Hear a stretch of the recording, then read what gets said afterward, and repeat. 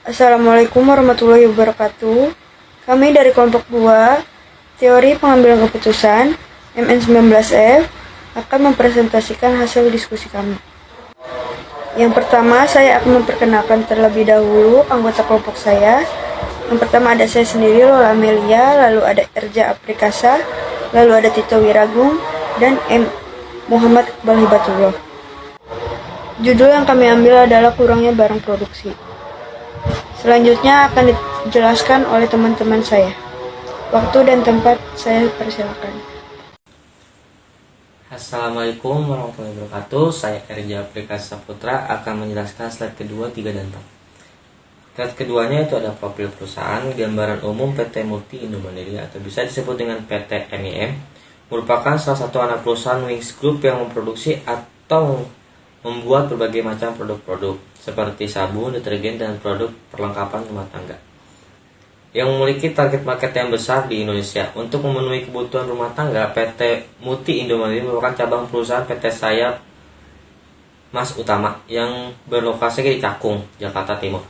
PT Sayap Mas Utama merupakan perusahaan kedua yang berdiri di Jakarta yang terus berkembang hingga sampai saat ini dan merupakan perusahaan multinasional yang besar di Indonesia. Visi dan misinya yaitu adalah misinya menjadi perusahaan public care, home care, dan personal care nasional terbesar dan terdepan melalui people dan proses excellence dan selalu menjadi bagian yang tidak terpisahkan dari seluruh warga Indonesia. Misinya yaitu memproduksi produk-produk di bidang public care, home care, dan personal care dengan kualitas prima dan aman dikonsumsi dalam rangka memuaskan pelanggan, karyawan, dan masyarakat pada umumnya. Struktur organisasinya yaitu adalah yang pertama adalah General Manager, penanggung jawab VKRT CVKB, Sekretaris P2K3, Kepala Audit Internal, Auditor, terus ada Production Liquid, Production Plastik, Quality Control, Logistik and Engineering, HRDGA, HES General Support. SWOT PT MIM yang pertama ada kekuatan, merupakan perusahaan kedua dari Wing Corporation. Yang kedua ada kelemahan, yaitu sempat memiliki kasus tentang THR para buruh. Yang ketiga ada peluang, yaitu mempunyai hubungan baik dengan warga sekitar pabrik. Dan yang terakhir ada ancaman, kurangnya kepercayaan buruh pada perusahaan. Di sini ada sedikit penjelasan tentang akar masalah dan rumusan masalah. Yang pertama adalah akar masalah, yaitu kurangnya produk di bagian produksi dan admin produksi sehingga pada produksi bisa terjadi pengurangan. Dan rumusan masalahnya yaitu dalam rumusan masalah ini pemimpin diharapkan mampu merumuskan masalah terkait sudut pandang karena beberapa proses harus dipastikan hadir. Rumusan masalah ini dimulai dengan mengkaji fakta-fakta yang ada seiring kali hal yang kedengarannya sederhana ini menjadi sumber kegagalan pengambilan keputusan yang benar.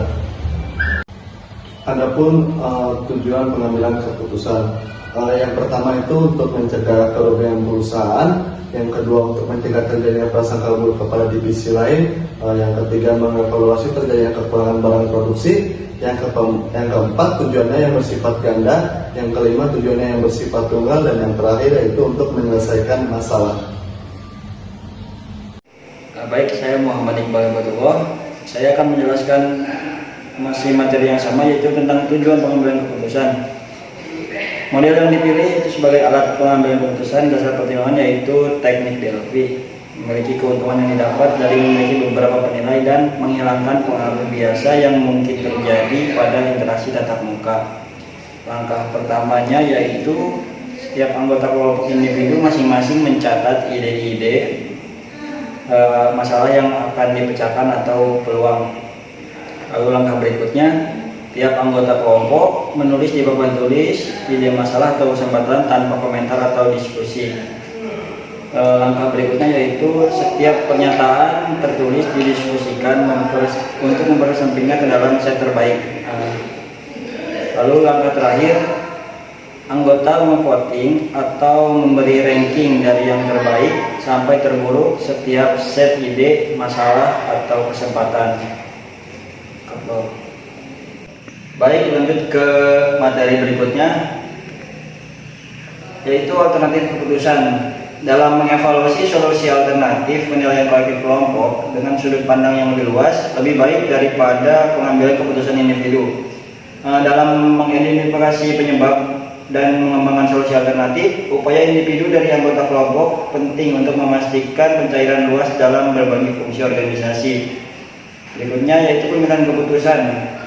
Pemilihan keputusan yang kita sepakati yaitu barang yang kurang akan ditambahkan setelah diketahui barang tersebut kurang. Untuk pengecekan akan dicek kembali oleh setiap divisi untuk menghindari kekurangan barang produksi yang mengakibatkan kerugian pada perusahaan. Lalu terakhir, implementasi atau saran. Setelah keputusan dijalankan, seharusnya pimpinan dapat mengukur dampak dari keputusan yang telah dibuat. Penilaian ulang perlu diadakan, faktor-faktor penentu yang akan dinilai harus diputuskan sejak awal dan tidak setelah pelaksanaan berjalan. Terima kasih. Mungkin hanya itu yang bisa kami presentasikan. Mohon maaf bila ada kesalahan. Wabillahi taufiq wal hidayah. Wassalamualaikum warahmatullahi wabarakatuh.